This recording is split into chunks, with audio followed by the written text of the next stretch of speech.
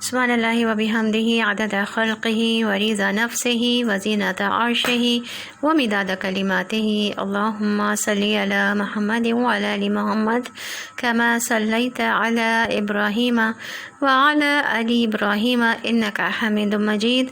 اللہم بارک علی محمد وعلی آل محمد کما بارکت علی ابراہیم وعلی آل ابراہیم انک حمید مجید۔ اعوذ باللہ من الشیطان الرجیم، بسم اللہ الرحمن الرحیم۔ رب اشرح لی صدری ویسر لی امری واحلل عقدۃ من لسانی یفقہوا قولی۔ رب زدنی علما، اللہم فقہنا فی الدین، اللہم انا نسألک علما نافعا وعملا متقبلا ورزقا طیبا۔ ربی یسر ولا تؤثر وتمم بالخیر، آمین یا رب العالمین۔ السلام علیکم ورحمۃ اللہ وبرکاتہ۔ سلسلہ ہے تفصیلی تفسیر کا، اور تفصیلی تفسیر میں ہم سورۃ الدہر پڑھ رہے تھے اور اس کی آیات 3 تک ہم نے کر لی تھی، اور آج سے ہم 4 نمبر آیات سے پڑھیں گے۔ آج جو ہم نے آیات پڑھی، پچھلی جو آیات پڑھی تھی اس میں ہم نے شکر گزاری کے بارے میں بات کی تھی کہ اللہ تعالیٰ نے فرمایا نا کہ بے شک ہم ہدایت وہی ہم اسے دیتے ہیں راستے کی، یعنی کہ انسان کو، حضرت انسان کی تاریخ پڑھی اور اس کی حیثیت اور اس کی حقیقت جو ان 3 آیات میں اللہ تعالیٰ نے بتائی، اس کی پیدا کرنے کا، اس کی تخلیق کا مقصد بتایا، پھر یہ بتایا کہ ہم ہی اسے ہدایت دیتے ہیں اور تاکہ ہم یہ دیکھ سکیں، راستے کی ہدایت ہم دیتے ہیں تاکہ ہم یہ دیکھ سکیں کہ وہ شکر گزار ہوتا ہے ہمارا یا ناشکرا ہوتا ہے۔ تو یہی ہمارا ٹیسٹ ہے۔ یہ بتایا گیا کہ ٹیسٹ کیا ہے، کہ انسان نعمتوں کے پانے کے بعد شکر گزار بنتا ہے اللہ تعالیٰ کا یا ناشکرا رہتا ہے۔ اب آگے جو ہے وہ انجام بتایا جا رہا ہے، یا جو شکر کرنے والے ہیں ان کا انجام کیا ہوگا آخرت میں، اور جو ناشکرے ہیں، جو شکر ادا نہیں کرتے اللہ تعالیٰ کی نعمتوں کا، ان کا انجام کیا ہوگا، وہ دونوں بتائے جا رہے ہیں آگے کی آیت میں۔ تو آغاز کرتے ہیں آیت نمبر 4 سے۔ اعوذ باللہ من الشیطان الرجیم، بسم اللہ الرحمن الرحیم۔ انا اعتدنا للکافرین سلاسل واغلالا وسعیرا۔ انا بے شک ہم تیار کر رکھا ہے ہم نے کافروں کے لیے زنجیروں کو اور توق کو اور بھڑکتی آگ کو۔ تو بے شک ہم نے تیار کر رکھا ہے، یعنی ناشکر گزاروں کے لیے کیا چیزیں؟ زنجیریں، توق اور بھڑکتی ہوئی آگ۔ اب کفر کے بارے میں ہم نے یہ بھی پڑھا نا، انکار کرنے والے۔ اب یہاں پہ دیکھیں کفورہ کا جو ہم نے آخری آیت پڑھی تھی، آیت نمبر 3، اس میں جو ترجمہ ہم نے پڑھا تھا وہ ناشکرہ پڑھا تھا کفورہ کا۔ اسی سے کیا ہے؟ کفر کرنا، کافر اور کافرین۔ تو جو کافر ہیں کیا ہے؟ وہ ناشکرے ہیں، انہوں نے انکار کر دیا، دین اسلام کو لینے سے انکار کر دیا۔ اور اس کے علاوہ بھی عام مسلمان بھی جو کہ ناشکرہ پن کرتے ہیں، اللہ تعالیٰ کی جو ہدایت ہے، قرآن کی جو تعلیم ہے، جو علم ہے جو ان تک پہنچتا ہے، وہ کیا کرتے ہیں؟ اس سے منہ موڑ لیتے ہیں اور آگے بڑھ جاتے ہیں، اس کو لیتے نہیں ہیں اور اس نعمت کی ناشکری کرتے ہیں۔ نعمت کی ناشکری کیا ہے؟ کہ اس نعمت کا شکر ادا نہیں کرنا، یعنی کہ نہ تو اس سے خود فائدہ اٹھانا اور نہ ہی کسی دوسرے کو فائدہ دینا۔ تو جو بھی ہمیں ہدایت کی نعمت جیسے ملی ہے تو اس کی ناشکری کیا ہے؟ کہ اس ہدایت کو نہ تو خود پر عمل کرنا، خود عمل کرنا، اور نہ ہی کسی دوسرے کو کہنا کہ تم بھی عمل کرو۔ نہ تو خود عمل کرنا نیکی کے کاموں پہ، اور نہ برائی سے اپنے آپ کو روکنا، اور نہ ہی کسی دوسرے کو امر بالمعروف و نہی عن المنکر کرنا۔ تو یہ تمام چیزیں ہیں اس میں۔ تو یہی کہا گیا ہے کہ ہم نے تیار کر رکھا ہے، انجام کی طرف اشارہ ہے کہ ان ناشکروں کے لیے ہم نے کیا چیزیں رکھی ہوئی ہیں؟ زنجیریں، توق اور بھڑکتی ہوئی آگ۔ وہ لوگ ایک دن پکڑے جائیں گے، خوب پکڑے جائیں گے۔ اب یہاں پہ کہا گیا ہے سلاسلہ۔ تو سلاسلہ جو ہے نا، وہ سلاسل جو ہے وہ سلسلہ سے، سلسلہ کیا ہوتا ہے؟ زنجیر، کڑیاں۔ تو کڑیاں ملی ہوتی ہیں، اور سین لام لام، سلل، سلل جو ہے وہ ایک چیز کو دوسری چیز سے کھینچ لینا، ایک چیز کو دوسری چیز سے کھینچ لینا۔ تو جہنم میں جس زنجیر سے کافروں کو جکڑا جائے گا، اس کا ذکر جو ہے وہ سورۃ الحاقہ میں بھی آتا ہے، کہ اس کا ترجمہ میں بتا رہی ہوں آپ کو، کہ ایک زنجیر جس کا طول جو ہے وہ 70 گز ہوگا، بس اس کو اس میں داخل کرو، یعنی کہ کتنی لمبی ہوگی وہ زنجیر جس کے ذریعے جو ہے وہ اس کو داخل کیا جائے گا، جو ہے وہ جہنم میں۔ اور یہاں پہ دوسرا کیا لفظ آیا ہے؟ اغلال، توخ۔ تو غل جو ہے وہ کہتے ہیں ہر وہ چیز جس سے اعضاء کو جکڑا جائے، اعضاء کو جکڑنے کی ہر وہ چیز، غل کا نہیں، غل اغلالن ہے نا، توخ۔ تو یہاں پہ خاص طور پر کیا آیا ہے؟ گردن کے لیے توخ آتا ہے نا، تو ان سب کے لیے لفظ اغلالن آتا ہے۔ اور وسعیرہ کہتے ہیں بھڑکتی ہوئی آگ کو۔ اور سورہ غافر میں بھی آتا ہے نا کہ ترجمہ ہے اغلالن کہاں ہوں گے؟ گردن میں، اور باقی جسم زنجیروں سے بندھا ہوگا، پھر اوپر سے ابلتا پانی اس میں کھینچے جائیں گے، پھر آگ میں جھونکے جائیں گے۔ تو ہم اگر اس کو امیجن کریں کہ ہم گردن سے بھی جکڑے ہوئے ہیں، توق ڈالے ہوئے ہیں، اور باقی جسم جو ہے وہ زنجیروں سے بندھا ہوا ہے، اور اوپر سے ابلتا پانی ہے، اور پھر آگ میں جھونکے جا رہے ہیں، تو کتنا شدید اور کتنا تکلیف دہ مرحلہ ہوگا وہ، اور یہ عذاب ہوگا جہنم کا۔ اللہ تعالی ہمیں اس سے بچائے۔ ربنا اصرف عنا عذاب جہنم ان عذابها کان غراما انها ساءت مستقرا ومقاما اللهم اجرنا من النار۔ تو اس نے اللہ کی دی ہوئی نعمتوں کی قدر نہ کی، یعنی کہ اس نے ایکنالج نہیں کیا، اللہ کی نعمتوں کو مانا نہیں کہ یہ اللہ تعالیٰ نے دی ہیں، مطلب اگنور کیا، اس نے مانا نہیں۔ مانا کس سینس میں نہیں مانا اس نے کہ اس نے کہا کہ فار گرانٹیڈ لیا کہ یہ تو سب کو ملی ہوئی ہیں، اس شخص کو بھی ملی ہوئی ہیں، جو گناہ اتنے کر رہا ہے اس کو بھی ملی ہوئی ہیں، اس کو دیکھو، اس کو یہ تو ملنا ہی ہے۔ حق سمجھا کہ یہ میرا حق تھا، یہ جو مجھے دیا گیا حق تھا میرا۔ اور پھر یہ دوسرے سینس میں یہ ہے کہ اس نے ایکنالج نہیں کیا، انہیں صحیح استعمال بھی نہیں کیا، نہ تو خود اس سے فائدہ اٹھایا اور نہ ہی اللہ کی مخلوق کو اس سے فائدہ دیا۔ اللہ کی نعمتیں نہیں سمجھا انہیں، تو اللہ کے راستے میں بھی نہیں لگایا، دین کی راہ میں بھی نہیں لگایا۔ اس کے برعکس اب کیا کہا جا رہا ہے اگلی آیت میں؟ ان الابرار یشربون من کاس کان مزاجها کافورا، کہ بے شک نیک لوگ وہ پیئیں گے ایک ساغر سے، ہوگی آمیزش اس کی کافور سے۔ تو اب ہم یہ دیکھیں کہ ابرار جو ہے کہا گیا نا یہاں پہ نیک لوگ وہ پیئیں گے ایک ساتھ، یہ جنتیوں کا اب جو ہے وہ بتایا جا رہا ہے، ان کا انجام بتایا جا رہا ہے کہ وہ کیا کریں گے۔ وہ تو ہوں گے جو کہ ناشکرے لوگ ہوں گے، وہ تو زنجیروں میں، توق میں، بھڑکتی آگ میں ہوں گے، اور جو نیک لوگ ہوں گے، جو شکر گزار لوگ ہوں گے، وہ لوگ ان کی کیا معاملہ ہوگا؟ وہ ساغر سے پئیں گے، آمیزش اس کی ہوگی کافور سے۔ اب ہم پہلے ابرار کو دیکھتے ہیں۔ ابرار جو ہے برن سے ہے اور بر سے ہے۔ یہ بر کہتے ہیں وسیع پیمانے پر کی جانے والی نیکی، یعنی کہ بہت وسیع پیمانے پر۔ اور آپ نے جو چوتھا پارہ ہے اس میں بھی دیکھا ہوگا نا کہ شروع کی جو آیت ہے لن تنالوا البر حتی تنفقوا، کہ تم نہیں نیکی کو پہنچ سکے یہاں تک کہ تم خرچ کرو وہ جو کہ تمہارے پسندیدہ ہے، حتی تنفقون مما تحبون، اس میں سے خرچ نہیں کرو گے جب تک کہ جو تمہاری پسندیدہ چیز ہے اس میں سے جب تک تم خرچ نہیں کرو گے تو تم نیکی تک نہیں پہنچ سکتے۔ تو بر یہ وہ ہے وسیع پیمانے پر کی گئی نیکی، بر کا معنی یہ ہے۔ اور پسندیدہ بھی چیز جو ہماری پسندیدہ چیز ہو اس میں سے دیں۔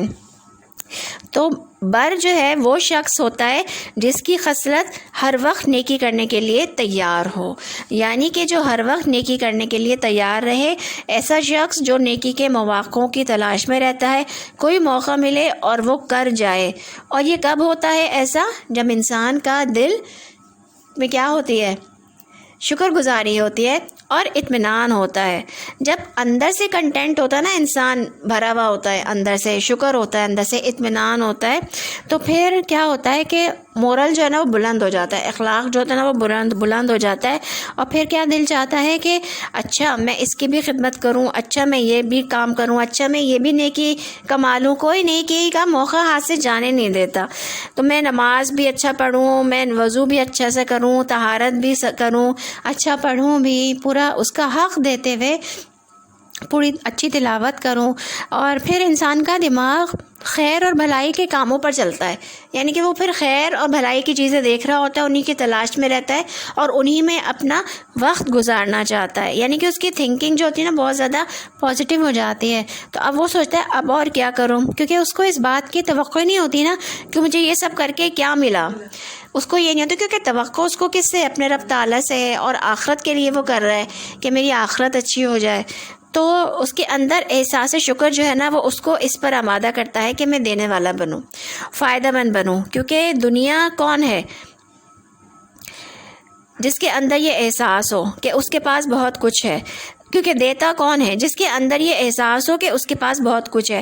اور اگر کوئی شخص خود ساختہ محرومیوں کا شکار ہو جائے، خود اپنے اوپر مسلط کر لے کہ میرے پاس یہ نہیں ہے وہ نہیں ہے۔ اب آپ دیکھیں، ہم نے پچھلی دفعہ کن نعمتوں کا تذکرہ کیا تھا، ایسی نعمتیں جو کہ ہر انسان کے پاس ہیں، جو کہ بظاہر بہت ساری نعمتیں انسانوں کے پاس مختلف ہیں، لیکن پچھلے لیکچر میں ہم نے جو شکر گزاری دیکھی وہ ہم نے آنکھ کی، کان کی اور مختلف اعضاء کی دیکھی نا، کہ ہم جو انسان بنے ہیں اس کی تخلیق اللہ تعالیٰ نے کتنی شاندار کی ہے، اور کتنے ریسپٹر، کتنی چیزیں موجود ہیں انسان کے اندر، اور کتنا بہترین طریقے سے انسان کی جو فنکشننگ ہو رہی ہے، اور ساری آنکھ کا فنکشن، کان کا فنکشن، مسلس کو موو کرنا، چلنا پھرنا، یہ سب کتنا بہترین طریقے سے۔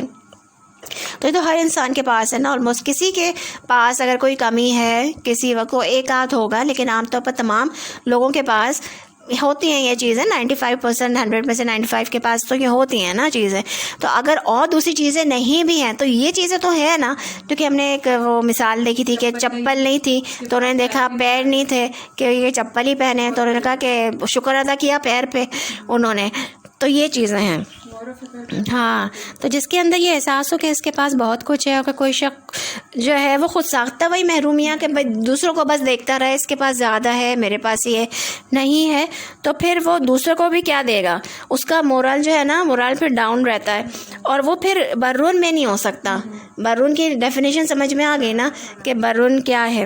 تو ابرار میں شامل نہیں ہو سکتا۔ تو ابرار جو ہوتا ہے ہر وقت نیکی کرنے کے بہانے ڈھونڈتا ہے، کچھ اور بھی کروں، اور بس نہیں کرتا اور بھی کروں کچھ۔ ان کو یہ احساس نہیں ہوتا کہ ہم نے بہت کر لیا اب بس، اور جس کو یہ احساس ہو جائے نا بس اب بہت کر لیا تو وہ پھر وہ چپ بس کر دیتا ہے نا، سٹاپ ہو جاتا ہے، وہ مزید نہیں کرتا۔ لیکن جب جس کو یہ احساس رہتا ہے، بس کا احساس نہیں ہوتا، بس وہ یہ ہوتا ہے کہ بس جتنا بھی کروں کم ہے نا، تو وہ آگے بڑھتا چلا جاتا ہے۔ تو ابرار نیکی کرنے سے کبھی ریٹائر نہیں ہوتا، تھکتا نہیں ہے، وسیع پیمانے پر ہر قسم کی، ہر موقع کی، ہر وقت کی، یعنی اپنی زندگی کو وہ ضائع نہیں کرتا۔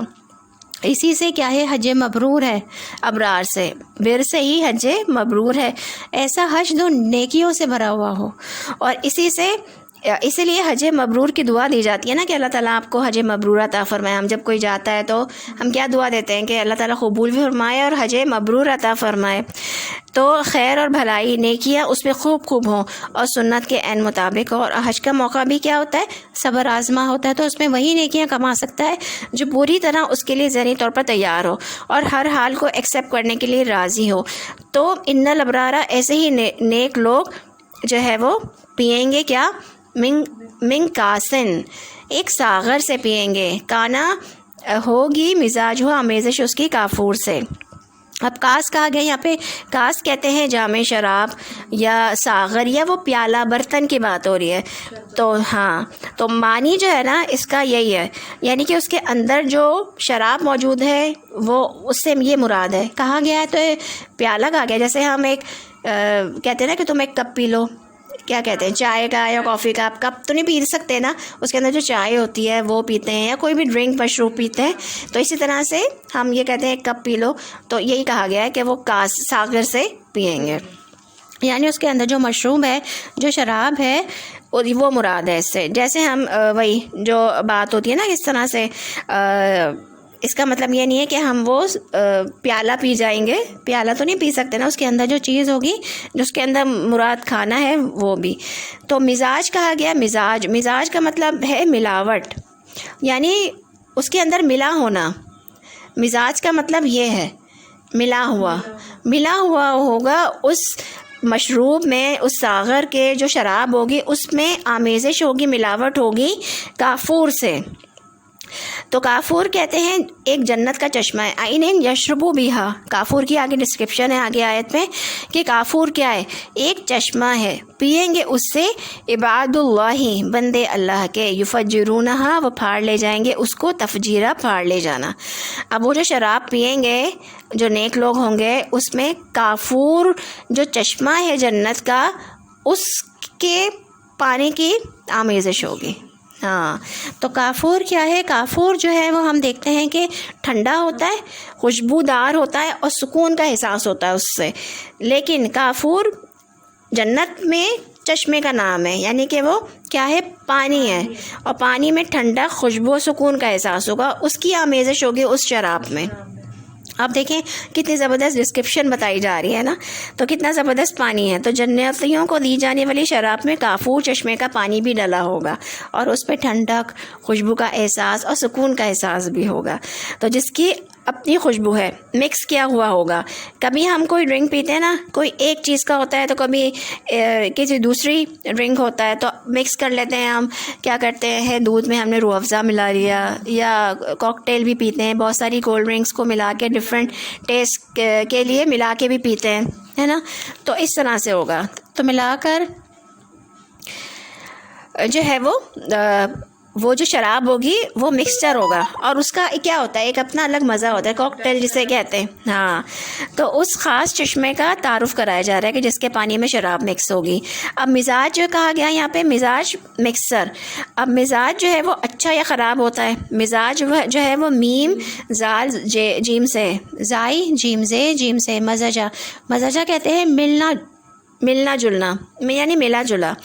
انسانی جسم کے اندر مختلف قسم کے اختلاط ہیں، سودا، صفرا وغیرہ، تو وہ جب آپس میں ملتے ہیں تو ان سے انسان کی طبیعت بنتی ہے، اور کسی میں ایک چیز غالب ہو جاتی ہے تو اس کا مزاج اسی طرح کا ہو جاتا ہے۔ کوئی گرم مزاج ہوتا ہے، کوئی ٹھنڈا مزاج ہوتا ہے، تو وہ اس کے جسم کے اندر مختلف مادے کا مکسچر میں جو چیز غالب ہوتی ہے نا، ویسا ہی مزاج ہو جاتا ہے۔ تو اسی طرح ہارمونل امبیلنس ہوتے ہیں، تو مزاج میں کچھ چیز زیادہ ہو جاتی ہے اور مزاج خراب بھی ہو جاتا ہے۔ تو یہ مزاج کا جو مطلب ہے، اس کا مطلب ہے ملاوٹ یا مکسچر، ٹھیک ہے، تو ملاوٹ یا مکسچر ہے، مکس کرنا اس کو۔ تو اس میں کافور چشمے کا پانی ملا ہوگا۔ اب کیا ہے کافور؟ ایک چشمہ ہے، پئیں گے اس سے اللہ کے بندے، اللہ کے خاص چنے ہوئے بندے، اور کہا گیا ہے کہ اس کو لے جائیں گے، پھاڑ لے جائیں گے، اس کو پھاڑ لے جانا۔ اب یہ ہے نا فجرونہا تفجیرا، یہ فجر سے ہے۔ فجر کا بھی مطلب کیا ہوتا ہے؟ وسیع پیمانے پر پھاڑنا۔ جب فجر طلوع ہوتی ہے تو کیا ہوتا ہے کہ اندھیرے کی وہ چادر جو ہے وہ اس کو پھاڑ کے فجر نمودار ہوتی ہے نا، پھٹ جاتی ہے جو اندھیرے کی چادر ہوتی ہے، تو وسیع پیمانے پر پھاڑنا، یعنی چشمے کی اوریجن تو ایک جگہ ہوگی، لیکن ہر جنتی اپنے اپنے مقام پر وہاں سے اس کا راستہ بنا کر اپنی طرف اس کو لے جائے گا۔ یہ دیکھیں کیا خصوصیت ہوگی کہ جس کا جیسے دل چاہے گا وہاں سے راستہ بنا کر اوریجن سے۔ اب یہاں پہ مختلف دریائیں، کیا ہم یہاں پہ دریا سندھ سے کھینچ کر لا سکتے ہیں کوئی نہر یا پانی؟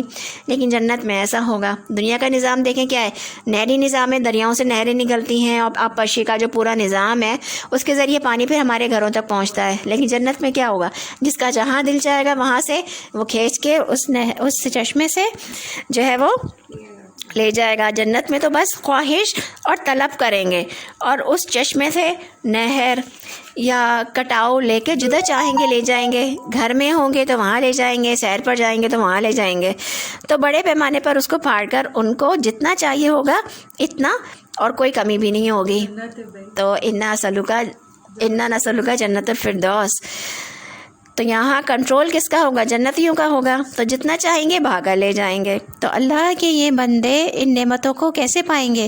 اب آگے جو آیات ہیں ان میں بتایا جا رہا ہے کہ آگے جو آیت نمبر 7 سے ہے کہ ان کی خصوصیات بتائی جا رہی ہیں۔ تو عباد اللہ کہا گیا ہے، اور یہ جو ابرار کہا گیا ہے، اللہ کے بندے اور نیک لوگوں جو کہ شکر گزار بندے ہوں گے۔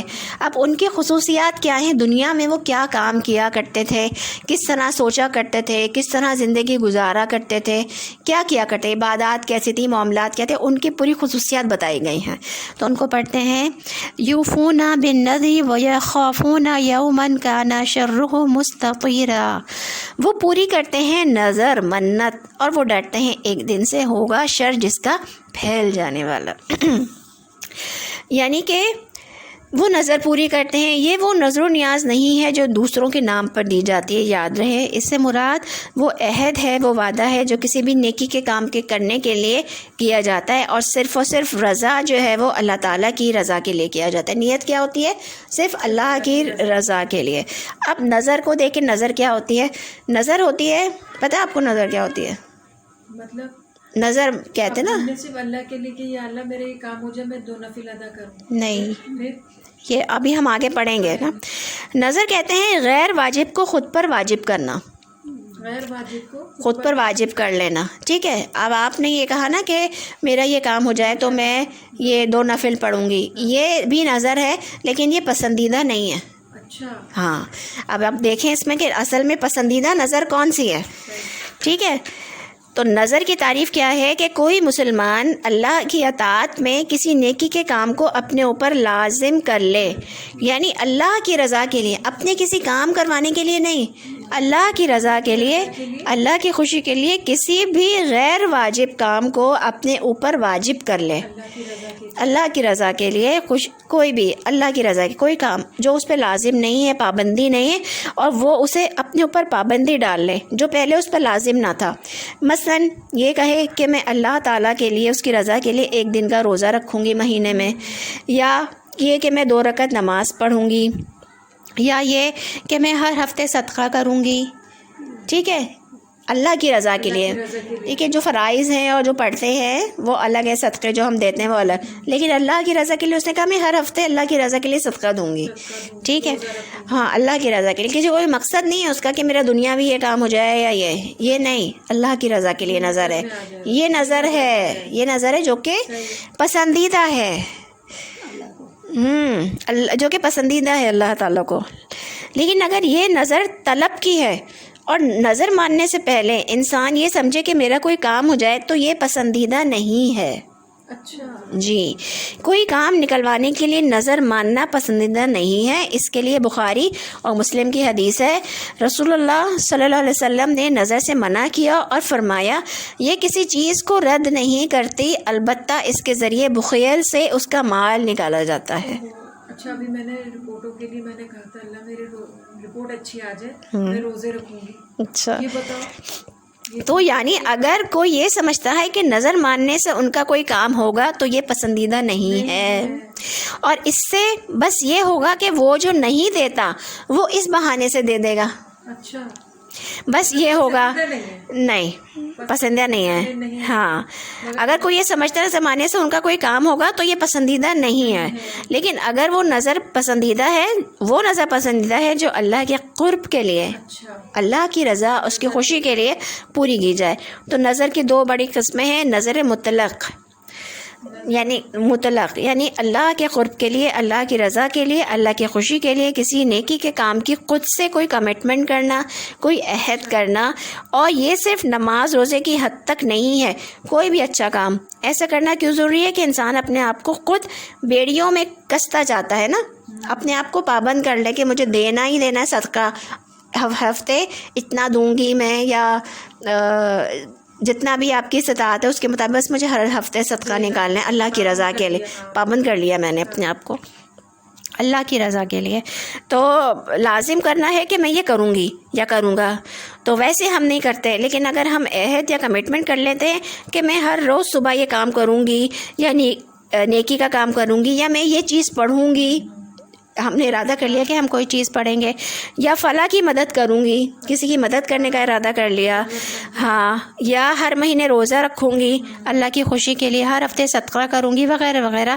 اس کا کیا فائدہ ہوتا ہے؟ ایسے عہد کر لینے سے انسان اپنے آپ کو پابند کر لیتا ہے اور کس لیتا ہے اپنے آپ کو نا, اور پھر وہ اس نفس کو بھی ایک طرح سے وہ کیا کرتا ہے. آپ دیکھیں, آپ بھی اگر نظر مانتی ہیں جو کہ ناپسندیدہ اکثر لوگ مانتے ہیں, نظر جو ہے وہ نظر جو ہے اس میں انسان پابند ہو جاتا ہے نا, اور اس کو بعض دفعہ اس کو کرنا بھی مشکل ہوتی ہے. مطلب یہ ہے کہ پسندیدہ نہیں ہے مگر جائز ہے. ہاں, اللہ کا پسندیدہ نہیں ہے, جائز ہے. جب پسندیدہ نہیں ہے تو پھر آپ کیوں مان رہے ہیں؟ نہ غلط ہے نا, نہیں کریں, وہ پسندیدہ ہے ہی نہیں. ٹھیک ہے, اب پسندیدہ کی طرف آئیں. ٹھیک ہے, تو یہ کہا نا پہلے میں نے بتایا آپ کو کہ نظر ماننے سے ان کا کوئی کام ہوگا تو یہ پسندیدہ نہیں ہے, اللہ کو پسند ہی نہیں ہے چیز. اب مقربین اگر ہم نے بننا ہے, اگر ہم نے السابقون الاولون بننا ہے, السابقون الاولون کی جو پہلی صفت ہے وہ کیا ہے؟ وہ مقربین ہوں گے. مقربین کی صفت کیا ہے؟ کہ وہ فرائض کے ساتھ ساتھ سنت اور نوافل بھی ادا کرتے ہیں, اور وہ کام کرتے ہیں مستحبات کو اختیار کرتے ہیں, مستحبات کو اختیار کرنا کیا ہے؟ وہ کام جو کہ اللہ تعالیٰ کو پسند ہے ان کو اختیار کرتے ہیں، اور مکروہات سے بچتے ہیں، جو کہ اللہ تعالیٰ کو ناپسندیدہ ہے کام، ان سے بچتے ہیں. تو یہ ناپسندیدہ میں نے کہا، اس کا مطلب ہے یہ اس میں آ گیا نا. ناپسندیدہ مکروہات میں آ گیا جی. تو پھر ہم محرمین میں ہم کیسے شامل ہوں گے؟ ٹھیک ہے. تو ہمیں مسبحات کو اختیار کرنا ہے، اللہ کے پسندیدہ جو کام ہے ان کو اختیار کرنا ہے. ٹھیک ہے. تو پھر اس کے بارے میں سوچیں ہی نہیں ہم پھر. ٹھیک ہے. ہمیں وہ جو مسبحات ہیں ان کے بارے میں ہم نے سوچنا ہے. ٹھیک ہے. تو ایسے عہد کرنے سے انسان اپنے آپ کو کیا کرتا ہے؟ پابند کر لیتا ہے. ایسا کرنا یعنی اللہ نے فرض نہیں کیا، لیکن ہم اپنے آپ پر پابند کر لیں. صدقہ دیں گے ہفتے میں، یعنی ہم اللہ کے قرب کے لیے خود کو باندھ رہے ہیں. کوئی حرج نہیں، یہ پسندیدہ ہے. اگر آپ اس کے لیے اس لیے کریں کہ اگر میرا یہ کام ہوا تو فلاں نیک کام کروں گی شرط لگا کر، تو شرطیہ تو یہ پسند نہیں ہے، شرطیہ نظر پسندیدہ نہیں ہے. اس کے لیے بہتر ہے کہ انسان پہلے ہی کچھ دے دے. کوئی کام کے لیے اگر اس کو کرنا ہے نا تو پہلے کچھ دے دے، صدقہ دے دے. صدقہ بلاؤں کو ٹالتا ہے. دعائیں کر لے. دعائیں انسان کی تقدیر کو بدل سکتی ہیں. تو ہمیں یہ کیا سیکھ ملتی ہے کہ ہم اللہ کی رضا کے لیے نیکی کے کام کرنے کی تدبیروں کے طور پر کوئی نہ کوئی طریقے سوچیں کہ ہم جو ہے وہ زندگی میں کچھ کر سکیں اور کچھ کر جائیں. کیونکہ اگر ہم نے اپنے آپ کو ڈھیلا چھوڑ دیا اور صرف فرائض کی حد تک رہے یا سنت نوافل کچھ کی حد تک رہے تو بعض دفعہ فرائض بھی چھوٹ جاتے ہیں. لیکن اگر کسی نفل کے کام کی ایسی نظر مانتے ہیں یا نیکی یا نفل کی عبادت کو لازم کر لیتے ہیں، مثلا ایسی نظر مانگتے ہیں یا اللہ کے راستے میں ایسا عہد کرتے ہیں کہ میں اتنے لوگوں کو پڑھاؤں گی، قرآن پڑھاؤں گی. مثلا ایک صاحب کا تذکرہ ہے کہ شیخ عبداللہ صاحب ہیں، انہوں نے کہا کہ میں 1 ملین لوگوں کو حافظ قرآن بناؤں گا. اب یہ ایک نظر، ایک کمٹمنٹ، ایک عہد ہو گیا ان کی طرف سے.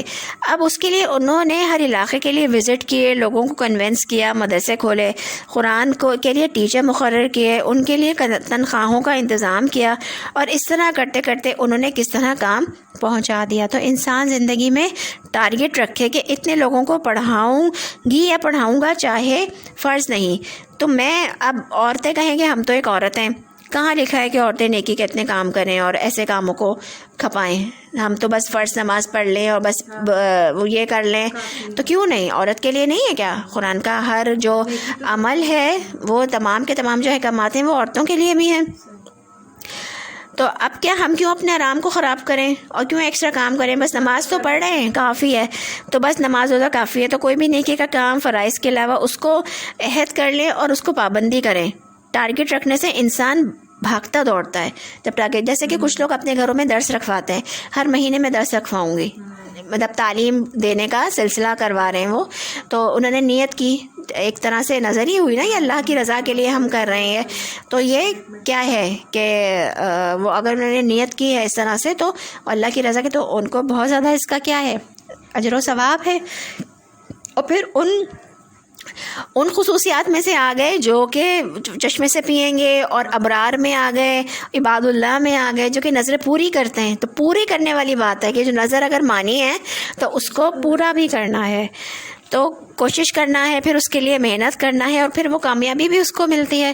لیکن جس کی زندگی میں کوئی گول ہی نہیں ہے، مقصد ہی نہیں ہے نا، تو جس نے کوئی عہد ہی نہیں کیا تو وہ پھر کیا کرے گا؟ ہمیشہ زندگی میں کوئی نہ کوئی مقصد ہونا چاہیے، تڑپ ہونی چاہیے. جو روٹین کی ہماری عبادات ہیں، فرائض، نوافل، سنت ہے، یہ سب تو کرتے ہیں نا، ہر کوئی کرتا ہے. اس کے علاوہ بھی ہمارا کوئی مقصد اس طرح سے ہونا چاہیے.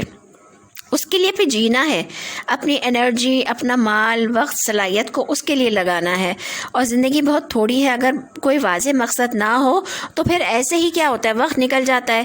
مثلا ہم نے ٹارگٹ رکھا کہ اتنے عرصے میں ہم قرآن ختم کریں گے، ٹھیک ہے، سردی ہو گرمی ہو جیسے تیسے کر کے ہم نے عہد نبھایا ہے، اور تو کام ہو جائے گا ہمارا. اب اگر ہم عہد نہ کریں اور ایسے ہی بولتے رہیں کہ ہاں ہم پڑھیں گے قرآن کو، تو پھر یہ تو نہیں پڑھا جائے گا نا قرآن. تو اپنے ساتھ کوئی عہد کرنا اور اس کو نبھا جانا. جیسے آپ نے کہا تھا کہ ہاں میں نے نیت کی ہے، ارادہ کیا ہے کہ مجھے کرنا ہے، پڑھنا ہے، تو پھر اب انسان اس کو پورا کرنے کی کوشش کرتا ہے نا. تو اس سے زندگی میں کامیابی کے راستے کھلتے ہیں اور وقت صحیح طور پر استعمال ہوتا ہے. ایسے لوگ جو جنت کے وارث ہوں گے اور جن کو اللہ تعالیٰ ایسے زبردست انعام دیں گے، آپ دیکھیں کہ وہ نیک لوگ وہ پئیں گے کہاں سے، چشموں سے پئیں گے اور کیا اس کی آمیزش ہوگی. اور اس کے بعد کیا کہا جا رہا ہے کہ وَيَخَافُونَ يَوْمًا كَانَ شَرُّهُ مُسْتَطِيرًا، اور وہ ڈرتے ہیں ایک دن سے ہوگا شر جس کا پھیل جانے والا، یعنی کہ یوم آخرت، قیامت کے دن کی بات ہو رہی ہے کہ وہ ڈرتے ہیں اس دن سے کہ جس کا شر پھیل جانے والا ہوگا. اب یہاں پہ شر تکلیف ہولناکی پھیلی ہوئی ہوگی. مستطیر، یہاں جو کہا گیا نا مستطیرہ، مستطیر جو ہے وہ طیر سے ہے، توئیں یا را، طیر کہتے ہیں پرندے کو. تو پرندہ زمین پر ہوتا ہے تو کیا لگتا ہے چھوٹا سا، لیکن جب وہ ہوا میں اڑتا ہے، پھیلتا ہے، پر پھیلاتا ہے تو کتنے بڑا لگنے لگتا ہے نا. اور بہت سارے پرندے اڑنے لگیں پورے آسمان پہ تو کیسا لگتا ہے، آسمان پورا بھر جاتا ہے، جھنڈ کے جھنڈ ہوتے ہیں. تو مستطیر جو ہے وہ طیر سے، یہ لفظ پرندے کے لیے ہے، اور طیارہ پلین بھی اسی سے ہی ہے.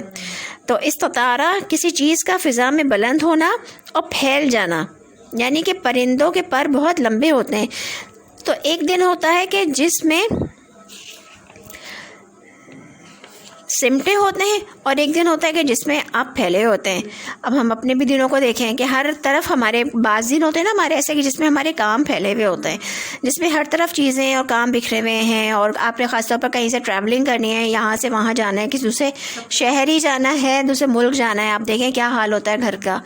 تو یہ دنیا کا دن ہے نا، یہ تو کتنا ہارڈ ہوتا ہے وہ نا، جب آپ، اور خاص طور پر آپ اگر شفٹنگ کر رہے ہیں، آپ دیکھیں شفٹنگ کرنا، گھر کا سامان پورا باندھنا، سب کچھ کتنا مشکل ہوتا ہے. اس کو سمجھ نہیں آتا کہ کہاں سے شروع کریں کہاں ختم کریں. لیکن قیامت کے دن اللہ نے کہا ہے کہ اس دن کی مصیبت ہر طرف بکھری ہوئی ہوگی، ہر طرف پھیلی ہوئی ہوگی. ربنا اصرف عنا عذاب جہنم، جدھر دیکھیں گے لوگ بے حال نظر آئیں گے، ہر کوئی کچھ کر رہا ہوگا، کوئی کہیں لگا ہوا ہوگا. حج میں بھی آپ دیکھیں، اگر آپ حج پہ گئے ہوئے ہوں تو ایسے کراؤڈ ہوتے ہیں نا جو کہ عجیب سی گہما گہمی ہوتی ہے، لوگ لگے ہوئے ہوتے ہیں مسلسل کہ میری کوئی عبادت، کوئی رکن کچھ چھوٹ نہ جائے، کوشش میں لگے ہوئے ہوتے ہیں نا. تو قیامت میں بھی گہما گہمی ہوگی، لوگ مصیبت میں پریشان ہوں گے اور چہروں پر ہولناکی ہوگی. تو وہ کیوں وعدے نبھاتے تھے جن کی خصوصیات بیان ہو رہی ہیں کہ کیونکہ وہ اس دن سے ڈرتے تھے، کہ اس دن کی ہولناکی سے ڈرتے تھے کہ اس کی مصیبت اور اس کی پریشانی جو ہے وہ پھیلی ہوئی ہوگی، بہت زیادہ خوف اور ڈر ہوگا. تو اس کے سد باب کے لیے وہ کیا کرتے تھے، دنیا ہی میں اس کے ہولناکی سے بچنے کے لیے، اللہ کو راضی کرنے کے لیے کام کر لیا کرتے تھے، یعنی ڈرتے تھے. اور جب ڈرتا ہے انسان تو پھر کچھ نیک کام کرتا ہے. تو اس دن کے پکڑ سے ڈرتے ہیں ابرار. تو عہد چاہے نظر کی صورت میں ہو، رب کے لیے ہو، یا بندوں سے کیے گئے عہد ہوں، بندوں سے بھی کیے گئے تو عہد یا وعدے ہوتے ہیں نا، تو وہ ان کو نبھاتے ہیں اس دنیا میں، خاص طور پر نیکی کے کام کے عہد. اور اس کے بعد کیا کہا جا رہا ہے، وَيُطْعِمُونَ الطَّعَامَ عَلَىٰ حُبِّهِ مِسْكِينًا وَيَتِيمًا وَأَسِيرًا، اور وہ کھلاتے ہیں کھانا اس کی محبت میں مسکین اور یتیم اور قیدی کو. اب دوسری یہ پہلی جو خصوصیت کیا تھی، وہ نظر پوری کرتے ہیں، منت پوری کرتے ہیں. دوسری خصوصیت کیا تھی کہ وہ قیامت کے دن سے، آخرت کے دن سے ڈرتے ہیں. اور تیسری کیا ہے کہ وہ یطعمون الطعام، وہ کھانا کھلاتے ہیں اس کی محبت میں. یا جو اس کی محبت ہے، اس کا مطلب ہے دو اس کے مطلب ہے، ایک تو اللہ کی محبت بھی ہے اور دوسری جو ہے وہ کھانے کی محبت بھی ہے اس سے مراد. تو یعنی کہ جو ان کا کھانا ہے، جو وہ پسندیدہ کھانا ہے نا، اب پسندیدہ کھانا بھی بڑا ہوتا ہے نا. ہم کوئی چیز اپنی پسندیدہ، آپ دیکھیں بچوں میں چیز بہت ہوتی ہے، جو ان کی پسندیدہ چیز ہوتی ہے وہ چھپا کے رکھ دیتے ہیں، ہے نا. تو وہ اس جو پسندیدہ چیز ہے اس کی محبت میں وہ کیا کرتے ہیں، وہ پسندیدہ چیز ہی کھلاتے ہیں مسکین کو، یتیم کو اور قیدیوں کو. اس کا مطلب دوسرا یہ بھی ہے، ایک تو اللہ کی محبت میں کھلاتے ہیں، اور دوسرے جو پسندیدہ کھانا ہے، جو جس سے ان کو جو محبت ہے، خود پسند کرتے ہیں کھانا، وہ مسکین کو کھلاتے ہیں، یتیم کو، اسی کو. آپ دیکھیں عام طور پر جو کھانے کھلائے جاتے ہیں لوگوں کو، وہ کیا ہوتے ہیں، وہ سادہ سا یا کچھ مطلب اس طرح سے کھلا دیا جاتا ہے کہ جو کہ آپ کا پسندیدہ نہیں ہوتا. تو جو آپ کا پسندیدہ کھانا ہے، آپ دیکھیں آپ کے گھر کوئی مہمان آئے، آپ کتنے اچھی طرح سے اس کی دعوت کریں، کسی کو آپ انوائٹ کریں اپنے گھر پہ اور آپ دعوت کرتے ہیں، آپ کتنا اچھی طرح سے کھانا بناتے ہیں، خود بھی کھاتے ہیں، دوسروں کو بھی کھلاتے ہیں. تو ویسے کھانے سے مراد ہے اچھا سے اچھا آپ ان کو، مسکین کو، یتیم کو اور قیدی کو کھلانا ہے، وہ کھانے کی بات ہے. تو ایسا کھانا ہم اپنے گھر والوں کو کھلاتے ہیں.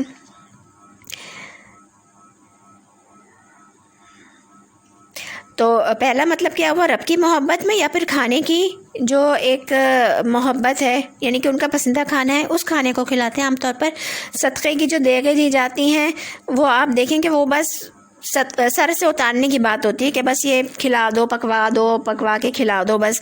لیکن یہاں جو بات ہے نا، جو کھانا انہیں خود پسند ہو اور جو وہ دوسروں کو کھلاتے ہیں، اپنے مہمانوں کو کھلاتے ہیں، ایسا کھانا یا تو ہم خود اپنے گھر والوں کو کھلاتے ہیں یا پھر مہمانوں کو، لیکن یہ اللہ کے بندے کھلاتے ہیں اپنا پسندیدہ کھانا مسکینوں کو، یتیموں کو اور قیدی کو. اور قیدی کون سے؟ یہاں پہ جو اسیر کا مطلب ہے یہ جنگی قیدی ہیں، وہ قیدی جو کہ جنگ کے دوران قید ہو کر آ جائے.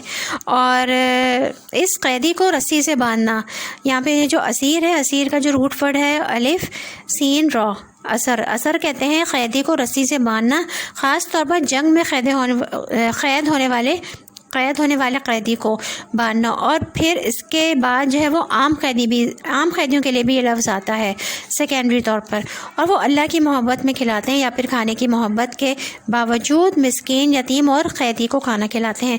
تو مسکین، یتیم مطلب کون ہوتے ہیں؟ مسکین یتیم یعنی محتاج ہوتے ہیں، ضرورت مند ہوتے ہیں، بے سہارا لوگ ہوتے ہیں. اور یہاں تیسری کیٹیگری بھی بتا دی گئی، یعنی جنگی قیدی.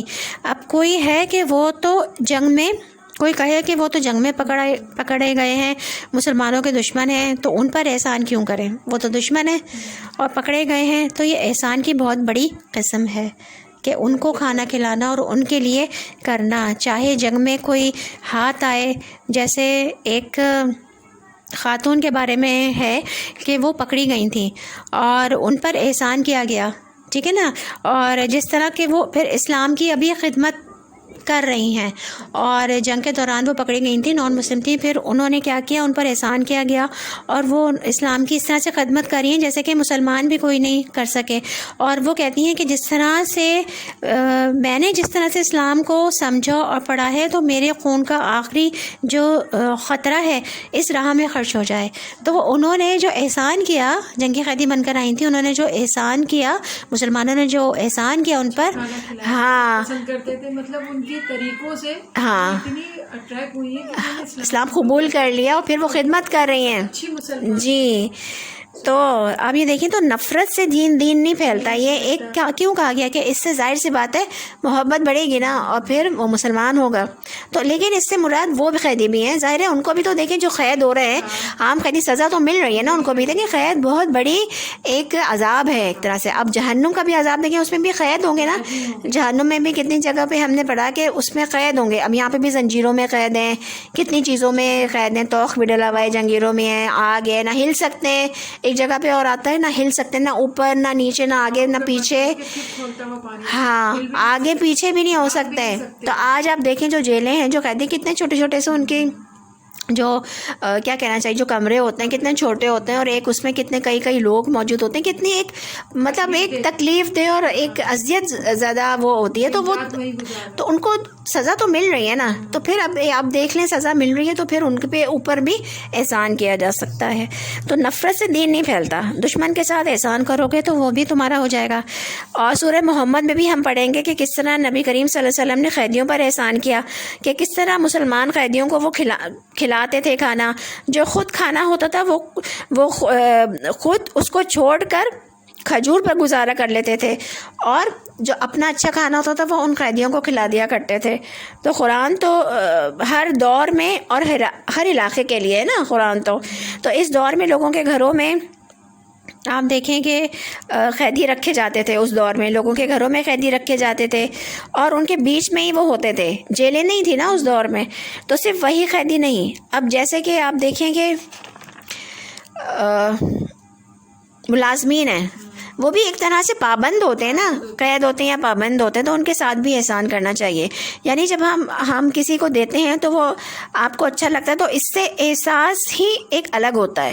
آپ دیکھیں کہ عام طور پر جو ملازمین ہوتے ہیں ان کو بچی ہوئی چیزیں یا پرانے یا کپڑے اس طرح سے وہ دے دیے جاتے ہیں نا. تو ایک طرح سے وہ بھی تو پابند ہے نا. تو ان کو بھی جس طرح ہم ہاں وہ بھی دینا منع نہیں ہے، وہ بھی دے سکتے ہیں استعمال کی، لیکن پسندیدہ کیا ہے؟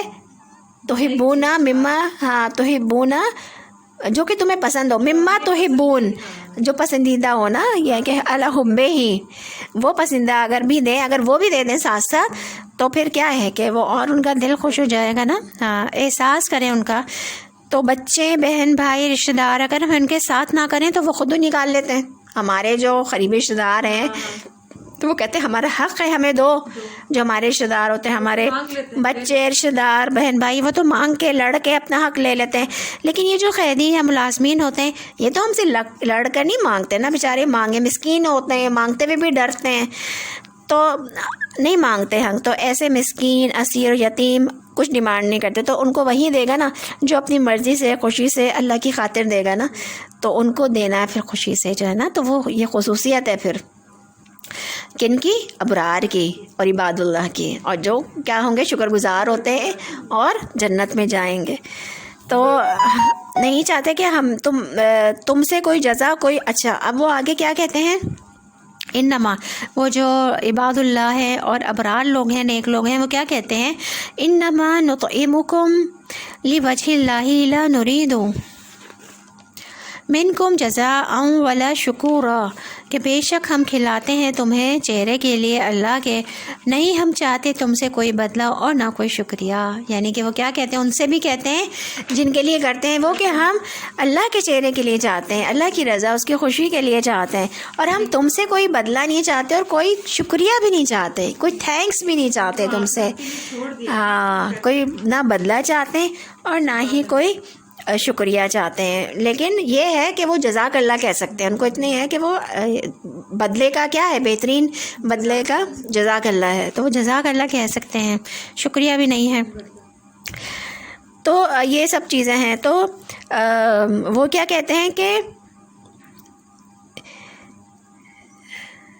ہاں، وہ کیا کہتے ہیں کہ ہم بے شک تم کو اللہ کی رضا، خوشی کی خاطر کھلاتے ہیں اور نہیں چاہتے ہم تم سے کوئی جزا، کوئی بدلہ اور نہ شکریہ. تو کسی قسم کا شکریہ نہیں چاہیے. تو شکریہ کو دعا میں بدل دیں، یعنی کہ جزاک اللہ. لینے والا جو ہے وہ کیا کہے؟ جزاک اللہ کہہ سکتا ہے. تو جو بدلہ اور جو نظر اور جو قدردانی اللہ کے پاس ہے، جو بدلہ اور جو قدردانی اللہ کے پاس ہے، وہ انسان کے پاس نہیں ہے نا. انسان بدلہ نہیں دے سکتا نا. تو لہٰذا انسان اگر بڑے دن کا سودا کر لے اس دن کے شر سے بچنے کے لیے، تو یہ بہت چھوٹی بات ہے دینے کے لیے نا، کہ اپنی پسندیدہ چیز دے دیں ہم. تو اور وہ کہتے ہیں کہ بے شک ہم اس دن سے ڈرتے ہیں جو تیوری چڑھانے والا ہے. آگے وہ کیا کہتے ہیں؟ انا نخاف من ربنا یوما عبوسا قمطریرا، کہ بے شک ہم ڈرتے ہیں اپنے رب سے دن سے بہت تیوری چڑھانے والے، نہایت سخت. یعنی جو بدلہ و قدردانی اللہ کے پاس ہے.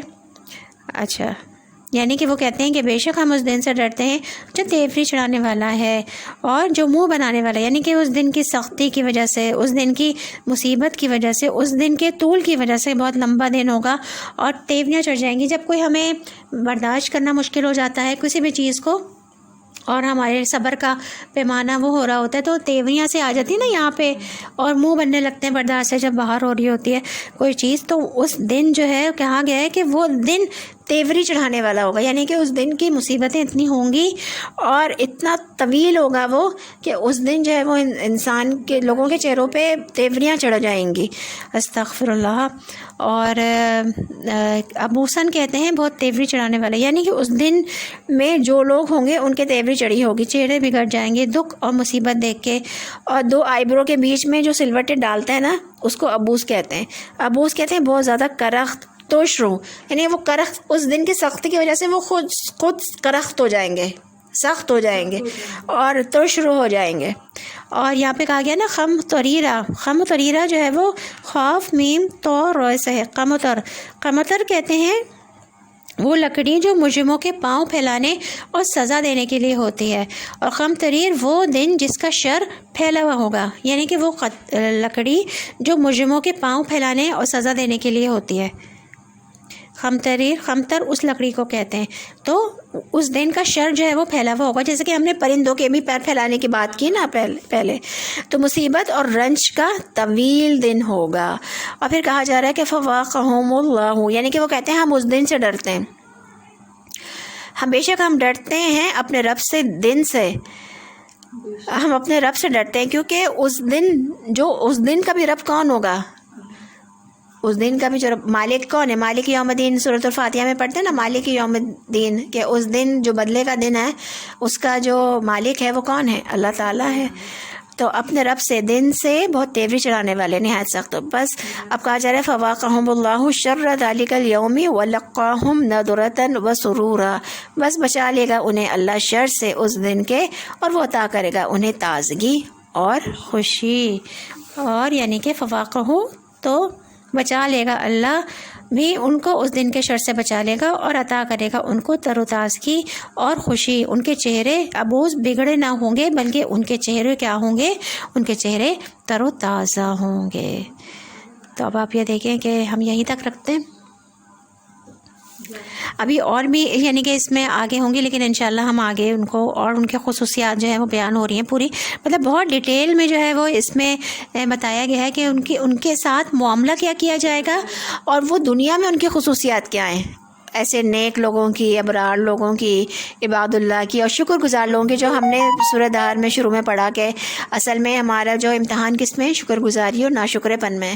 تو جو شکر گزار ہیں ان کی دنیا میں کیا کیسے ہوتے ہیں، خصوصیات کیا ہیں، اور آخرت میں ان کے ساتھ کیسا معاملہ ہوگا۔ ابھی ہم نے یہ 4-5 چیزیں پڑھی نا، کہ نمبر 1 کیا چیز ہے ان کے اندر، نظر پوری کرتے ہیں، اور وہ اس دن کے شر سے ڈرتے ہیں جس کا شر پھیل جانے والا ہے، اور وہ کھانا کھلاتے ہیں، نمبر 3، اور نمبر 4، اور ان کو کیا کہتے ہیں وہ جن کو کھانا کھلاتے ہیں کہ ہم کوئی بدلہ تم سے نہیں چاہتے اور شکریہ نہیں چاہتے، اور ہم ڈرتے ہیں اپنے رب سے، جو کہ اس دن کا بھی رب کون ہے؟ اللہ تعالیٰ ہی ہے، اور جو کہ بہت زیادہ سخت دن ہوگا، تیوری چڑھانے والا، ہم اپنے رب سے ڈرتے ہیں۔ یہ 4-5، اور پھر اس کی وہ یہ بھی بتایا جا رہا ہے کہ جب وہ اتنا کچھ کرتے ہیں تو اللہ تعالیٰ کیا کریں گے؟ اس دن اللہ تعالیٰ انہیں بچا لیں گے، شر سے اس دن کے بچا لیں گے، اور عطا کریں گے انہیں تازگی اور خوشی، یعنی کہ تیوریاں چڑھانے والا جو دن ہے، جب وہ اللہ تعالیٰ سے اس دنیا میں ہی ڈریں گے تو اللہ تعالیٰ اس دن ان کے چہروں پہ تازگی اور خوشی عطا فرمائیں گے، اور اس دن کے شر سے انہیں بچا لیں گے۔ یہ ان کی کیا کہنا چاہیے؟ جزا ہوگی۔ اللہ تعالیٰ تو وہی ہم نے پڑھا نا کہ قدردان ہے بہت زیادہ، اور جو لوگوں سے نہیں لیتے اس کا بدلہ نہیں لیتے، اور اللہ کی رضا کے لیے۔ اب دیکھیں آپ کو نظر بھی سمجھ آ گئی ہوگی، اب آپ کو جو بہترین چیز ہے کہ سمجھ آ گیا ہوگا کہ مسکین، یتیم اور اسیر کے لیے کیوں کہا گیا، وہ کیفیات سمجھ میں آ گئی ہوں گی۔ ہاں، کہ جو محتاج ہیں اور جن کے پاس ضرورت مند ہے، کافی نہیں ہے، ضرورتیں پوری ہوتی ہیں لیکن اچھی طرح سے نہیں ہوتی ہیں، پوری طرح سے نہیں ہوتی ہیں، کچھ نہ کچھ کمی کہیں رہ جاتی ہے، تو وہ ایک طرح سے محتاج ہی ہو گئی نا ان کے، تو کیا ہے ان کے لیے کرنا ہے۔ اب یتیم بھی ایسے ہی ہے، مسکین بھی ایسی ہیں جو مانگتے نہیں ہیں، اور اسیر بھی، اب ملازمین کے بھی بارے میں ہم نے بات، وہ بھی قید میں ہیں ایک طرح سے، تو ان کے لیے بھی کون سا الحب ہی، اس کی محبت میں، اور وہ پسندیدہ چیز جو کہ ہم نے پڑھا تھا نا 4 پارے کی جو پہلی لائن ہے نا، لن تنالوا البر حتی تنفقوا مما تحبون، کہ تم نہیں نیکی کو پہنچ سکتے یہاں تک کہ حتی تنفقوا، یہاں تک کہ تنفقون، تم خرچ کر لو، مما تحبون، اس میں سے جو تحبون تم پسند کرتے ہو، اپنی پسندیدہ چیز میں سے، تو اس میں سے کرنا ہے۔ کتنا بڑا میسج ملا آج، نظر کی بات کتنی اچھی طرح سے سمجھ میں آئی آج ہمیں نا، اور یہ ملا کہ ہمیں اپنی پسندیدہ چیزوں میں سے خرچ کرنا ہے۔ اگر آپ نے مان لیا تو اس کو پورا کرو، ایک طرح سے وعدہ ہے کہ آپ نے اگر کر لیا تو وہ پوری کرتے ہیں نظریں، ہاں نہیں کریں ایسے نا جوش میں جذبے میں آ کے، ہاں تو وہ ان کا کیا، ان کی خصوصیت کیا ہے ابرار کی، کہ وہ پوری کرتے ہیں۔ ابرار کے کتنے اچھے معنی دیکھیں، ہاں ابرار کے معنی دیکھیں، برن کہ وسیع پیمانے پر کی جانے والی نیکی، ہاں کہ اب اس کے بھی کتنے معنی، کتنے ڈیٹیل میں ہم نے پڑھا۔ اور کچھ ایسی چیز جو سمجھ میں نہ آئی ہو؟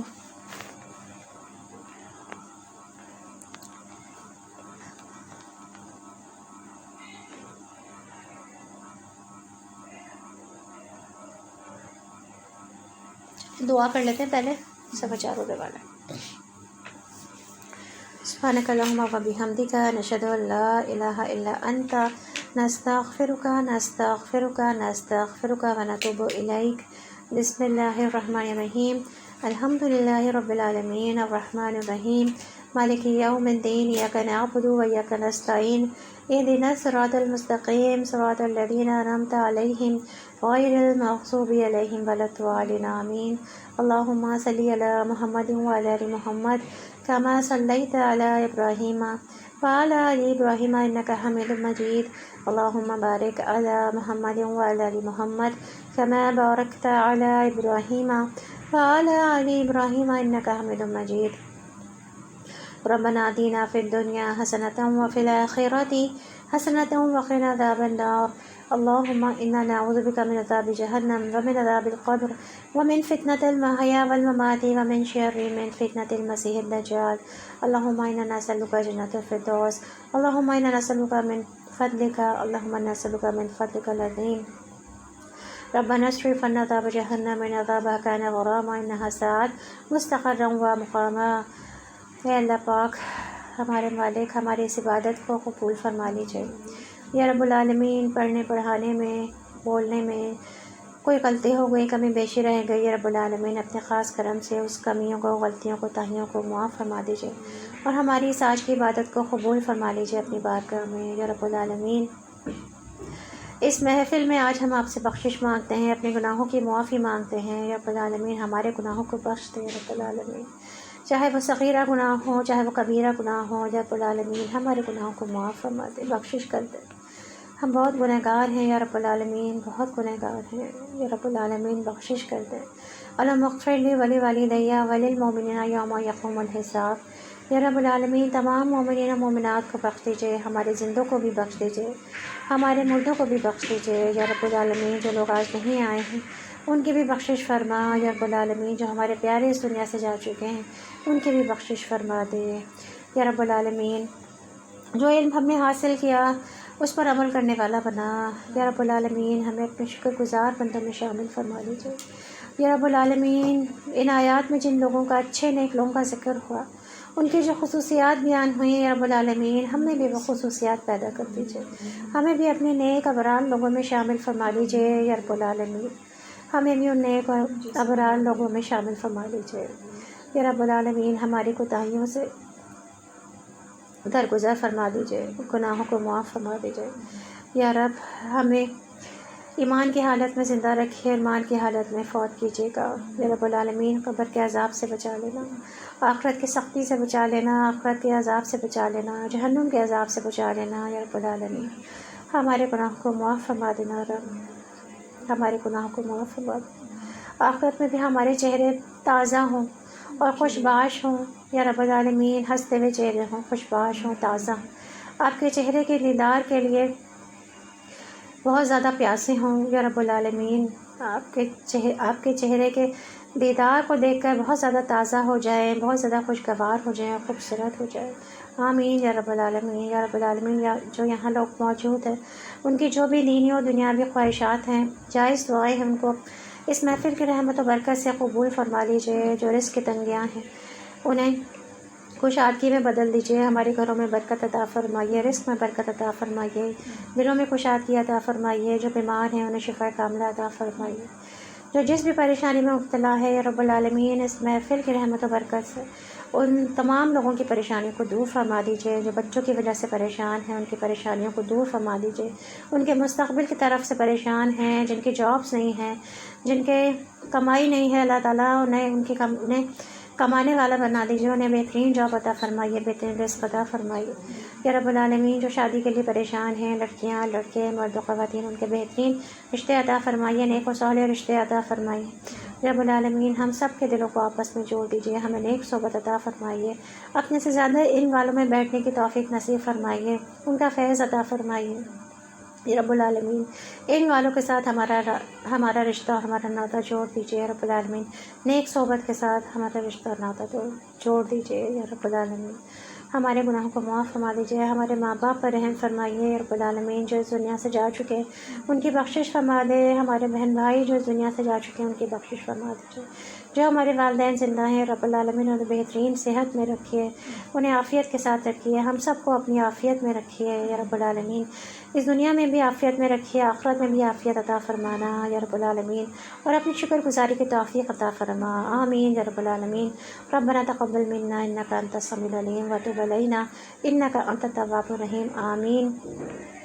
سبحان ربک رب العزۃ عما یصفون وسلام علی المرسلین والحمد للہ رب العالمین. السلام علیکم ورحمۃ اللہ وبرکاتہ.